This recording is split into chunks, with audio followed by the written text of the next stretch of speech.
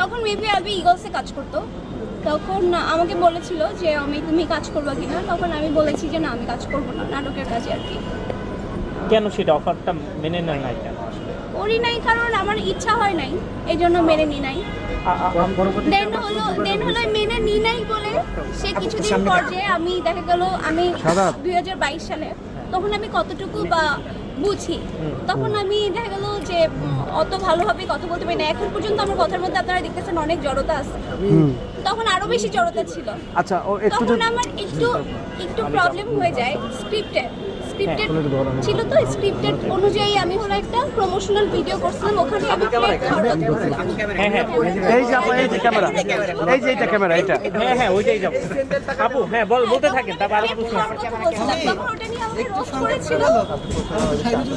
আচ্ছা ভাইয়া কেমন আছেন ভাইয়া?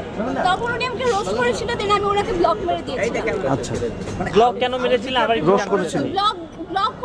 ব্লক করেছিলাম এই কারণে সে আমাকে রোস্ট করেছিল নর্মাল একটা বিষয় নিয়ে, এই জন্য আমি তোকে ব্লক করে দিয়েছিলাম। এখন হাজারটা মানুষের কাছে সে রোস্ট হইতেছে। ও মাই গড, আলভিকে ব্লক করেছেন আপনি?